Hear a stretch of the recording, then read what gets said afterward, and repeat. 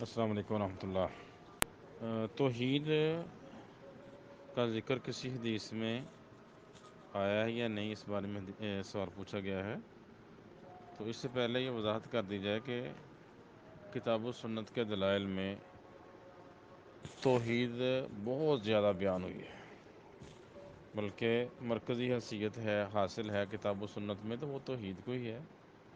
اس لیے اس کے بارے میں اشکالات پیدا کرنا، ابہام رکھنا، غیر واضح باتیں کر دینا یا اپنی من مانی مراد لینے کے لیے الفاظ کا سہارا لے کے تاویلات کر کے لوگوں کو مخمس میں ڈالنا، یہ بہت بری عادت ہے اور دبے لفظوں میں توحید کے انکار کی طرف ہی جاتی ہے۔ تو الفاظ بیان نہ بھی ہوں، جب مراد بیان کر دی جائے تو پھر پیچھے رہ کیا جاتا ہے۔ تو انبیاء کرام، ان کی بعثت کا مقصد ہی یہ بیان ہوا کہ وہ لوگوں کو اس بات کی دعوت دیں، اللہ تعالیٰ کی عبادت کی طرف دعوت دیں اور طاغوت کی عبادت سے روکیں۔ تو لفظ توحید جو ہمارا یہ سوال ہے، ہم اس طرف اب آتے ہیں کہ توحید کے الفاظ باقاعدہ بیان ہوئے ہیں۔ صحیح بخاری میں 1372 نمبر روایت ہے، 7372۔ اس میں امام بخاری رحمہ اللہ یہ حدیث لے کے آئے ہیں۔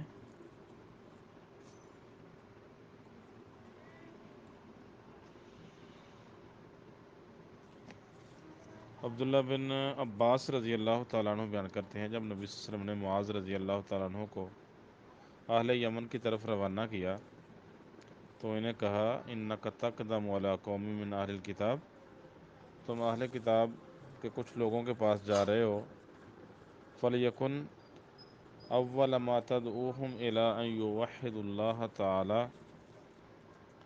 فاذا عرفوا ذلک فاخبرہم ان اللہ فرض علیہم 5 صلوات فی یومہم و لیلتہم۔ تو کہا سب سے پہلے جو چیز ان کو آپ دعوت دیں وہ اس بات کی دعوت ہو الی ان یوحدوا اللہ تعالیٰ، کہ وہ اللہ تعالیٰ کی توحید کا اعتراف کریں، اللہ تعالیٰ کی وحدانیت قبول کر لیں، اللہ کو ایک مان لیں۔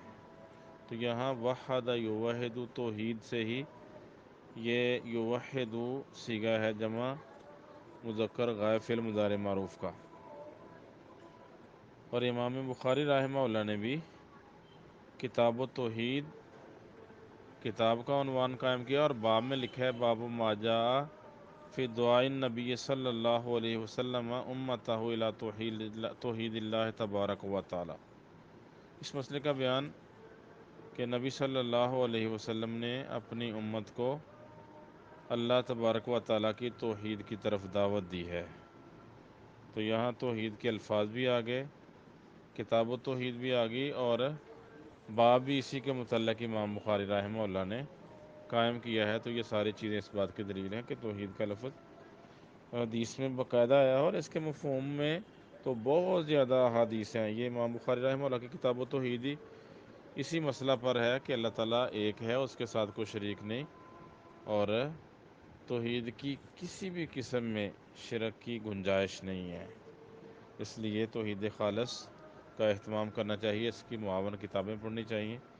سب سے بڑی کتاب جس میں توحید کے ٹھوس دلائل ہیں وہ تو قرآن ہی ہے، اس کے ساتھ احادیث ہیں، اور اس موضوع پر الگ سے کتابیں لکھی گئی ہیں۔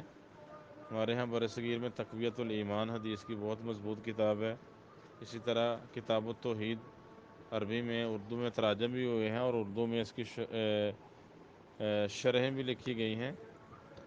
تو یہ محمد بن عبد الوہاب رحمہ اللہ کی بہت ہی شاندار توحید پر کتاب ہے۔ تو یہ کتابیں پڑھنی چاہیے، اور لوگوں کو بھی کوشش کریں کہ توحید بیان کی جائے تاکہ ان کو اللہ تعالیٰ کی حقیقی معرفت حاصل ہو۔ السلام علیکم۔